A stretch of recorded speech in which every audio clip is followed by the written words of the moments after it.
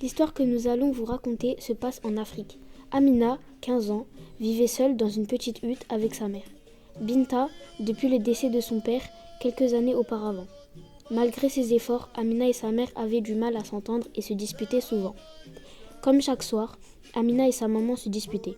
Et encore une fois, Amina s'échappa de chez elle pour se rendre dans la crique. Elle entendit un bruit qui semblait provenir d'une violente bagarre au loin. Elle découvrit avec stupeur des négrés espagnols en train d'attraper des hommes, des femmes et des enfants. Soudain, elle aperçut des bruits de pas dans son dos. Et à peine eut le temps de tourner la tête qu'elle se retrouva dans le noir, le souffle coupé. Elle perdit rapidement connaissance. Binta, de son côté, commençait à s'inquiéter. Elle savait où sa fille avait l'habitude de partir après leur dispute. Elle décida donc de s'y rendre pour essayer de la retrouver. Une fois sur place, aucune trace de sa fille. Elle aperçut au loin un bateau en train de s'éloigner.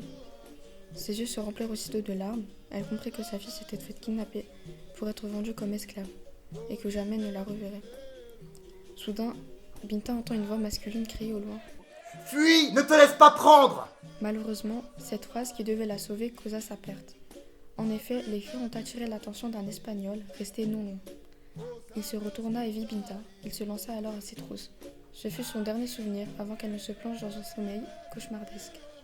Quand Amina se réveilla, elle était enchaînée, entourée de centaines d'autres personnes, coincées dans la cale du bateau. Les jours passaient dans des conditions terribles.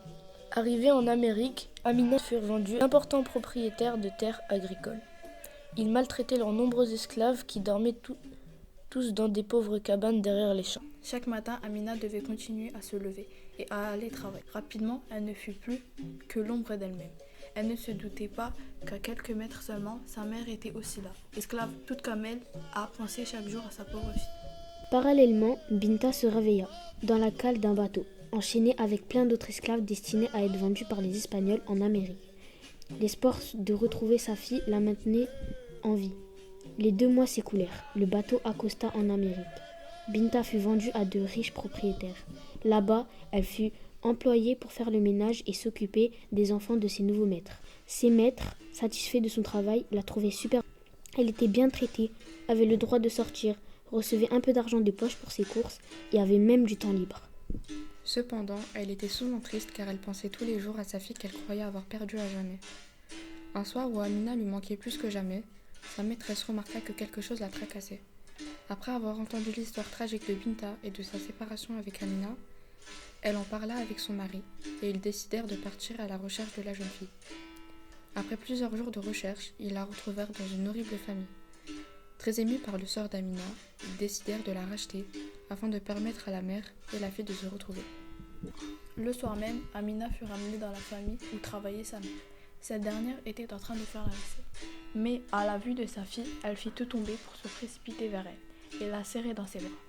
Amina lui raconta ses péripéties dans le bateau. Binta fit de même et lui narra son voyage en mer. Elles se rendirent compte au fur et à mesure de leur récit qu'elles avaient été emmenées dans des sections différentes du même bateau. Heureuses de s'être retrouvées, elles restèrent ensemble dans cette famille qui respectait leurs droits et les traitait comme des êtres humains. Fin.